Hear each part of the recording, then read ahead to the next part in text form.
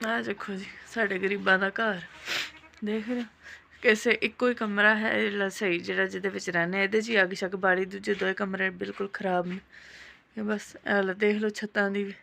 ਅੱਗੋਂ ਬਾਰਿਸ਼ਾਂ ਦਾ season start ਹੋ ਰਿਹਾ ਬਾਰਿਸ਼ਾਂ ਦੀ ਬੜੀ ਟੈਨਸ਼ਨ ਬਣੀ ਹੈ ਉਹ ਤੋਂ ਹਾਲਾਤ ਜਿਹੜਾ ਨਾ ਬਹੁਤ ਜ਼ਿਆਦਾ ਖਰਾਬ ਹੋਣ ਕੀ ਆਖੀਏ ਮਜ਼ਦੂਰਦਾਰ ਬੰਦਾ ਜਿਹੜਾ ਨਾ ਬਹੁਤ ਜ਼ਿਆਦਾ ਪਰੇਸ਼ਾਨ ਹੈ ਕਿਉਂਕਿ ਮਜ਼ਦੂਰੀ ਜਿਹੜਾ ਨਾ ਉਹ ਮਿਲ ਨਹੀਂ ਰਹੀ ਹੈ ਅੱਜ ਵੀ ਕੰਮ ਤੇ ਗਏ ਸਨ ਮੀਆਂ ਮੇਰੇ ਮਤਲਬ ਕੰਮ ਢੂੰਡਣ ਗਏ ਸਨ ਕੰਮ ਮਿਲੇ ਕੋਈ ਨਹੀਂ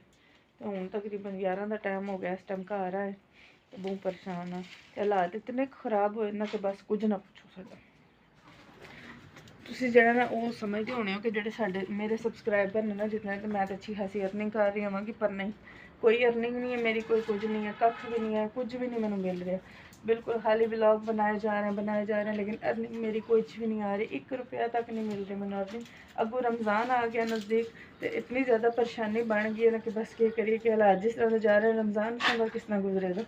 बहुत ज़्यादा हालात खराब हैं तो अज काम से भी जो ना वो नहीं जा सके तो उन्होंने जुत्ती भी टुटी है मैं तुम्हें जुत्ती भी दिखावांगी लेकिन उन्होंने सामने नहीं मैं दस सकांगी क्योंकि उन्होंने सामने मेरी बेइज्जती होंगी अच्छी खासी उन्होंने लेकिन आहिस्ता जो है ना उन्होंने मैं अपने ब्लॉग च लियांदी जा रही हूँ मैं कि चलो मैं अपने ब्लॉग में आहिस्ता उन्होंने ऐड करना अपने ना चलो जर्निंग स्टार्ट हुई तो इत्थे ही अपना काम चला लाँगे पर नहीं गल करनी ही नहीं आ रही मैं की कर सकती हूँ तो हूँ जो मैं तुहानू जाके दसांगी छत से दिखावांगी उन्होंने जितने सामने मैं बोलना सुनना कोई नहीं उन्होंने ठीक है उन्होंने नहीं मैं दसना कि मैं ब्लॉग में तुहानू लिया रही हूँ लेकिन है कि मैं अपने नाल ही मतलब अपने तो कैमरा रख के तुहानू गल शल करांगी उन्होंने मैं महसूस होने देना कि मैं जो ना उन्होंने ब्लॉग शेयर कर रही हूँ अपने ना तो हूँ जो ना असीं चलते हैं छत पर देखते हैं की करते तो पहले मैं तुहानू उन्होंने जुत्ती दिखावांगी कि उन्होंने जुत्ती की की हालात तुसीं देख के मैनूं दस्सो कि वाकई जो जितने मेरे सबसक्राइबर ने क्या ये हालात होनी चाहिए साडी मेरा अपने हालात देख लो जितने मेरे सबसक्राइबर ने मेरी हालात हो सकती जुत्ती देखो साडी ए लकड़ियाँ छुट्टियाँ सन चुक्कियां थल्ले सुट दित्तियां असीं हुण मैं चाहनी हूँ कि तुहानू ਹੁਣ मैं चल के मैं तुहानू दिखानी वो सीढ़ियां दे ना जुत्ती का एक पीस चुक्या पे तो मैंने देख के बहुत दुख होने लगा कि हालात साढ़े कितने क माड़े जा रहे असीं जुत्ती तक नहीं लै पा रहे हैं आ देखो आ जुत्ती का थल्ले वाला पीस टुट के टह गया उन्होंने बिल्कुल भी नहीं पता लेकिन मैं जा रही हूँ ऊपर दिखानी है तुहानू जाके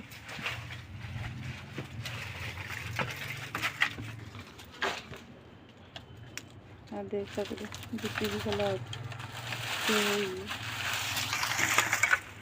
क्या कर रहे हो लकड़ियां सुकड़े पा रहे हैं सुक जानी है इत्थे रहन देंदे इस जगह ते इत्थे बेहतर नहीं थी उत्थे नहीं थी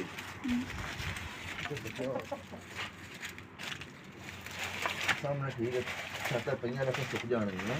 सुक तो जाएंगे धुप जी लगती रही जिस तरह बदल कल आया सी वो होया तो फिर मुश्किल है फिर लानियां पैणियां थल्ले दोबारा गिलियां लकड़ा ते जड़ी वाली नहीं जांदे रख कोई नहीं स्टैंड ला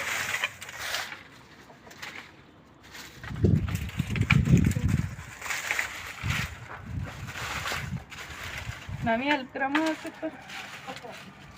साडी मदद करावां ਤੁਹਾਡੀ ਮਿਹਰਬਾਨੀ थोड़ी बहुत तो होनी चाहिए जितना मुक गई है ਤੁਹਾਨੂੰ ਸਮਝਾ ਰਹੀ ਹੈ नहीं मैं थल्ले काम लगी इसी कारण वो करके तो ऊपर आए देखिए तुसी लकड़ा नाल लगे मुक भी गया अब तो कोई फर्क है एक बार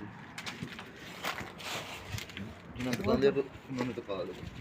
किन्होंने तका रहे किन्होंने तका रहे मैं तो अपने व्यूवर्स ਨੂੰ सिर्फ तका रही ਇਹ देखो जी ਇਹ ਲੱਕੜਾਂ ਦਾ ਢੇਰ ਉੱਪਰ ਹੋ ਗਿਆ ਇਹ ਕਿ ਹੁਣ ਲੱਗ ਕੇ ਸੁੱਕ ਵੀ ਜਲਦੀ ਜਾਏ ਤਾਂ ਕਿ ਅਸੀਂ ਸਾਈਡ ਕਰ ਲਈ ਬਾਰਿਸ਼ਾਂ ਤੋਂ ਪਹਿਲਾਂ ਸੁੱਕ ਜਾਏ ਹਾਲੇ ਪੱਤੇ ਜਿਹੜੇ ਨਾ ਮੈਂ ਚੁੱਕਣੇ ਨੇ ਉੱਪਰ ਛੱਤ ਤੋਂ ਕਿਉਂਕਿ ਕੱਲ ਥੋੜੇ ਜਿਹੇ ਉਸ ਸਾਈਡ ਤੋਂ ਇਕੱਠੇ ਕੀਤੇ ਸਨ ਮੈਂ ਬਾਕੀ ਇੱਥੇ ਸ਼ਾਮ ਪੈ ਗਈ ਸੀ ਫਿਰ ਮੈਂ ਛੋੜ ਆਈ ਸੀ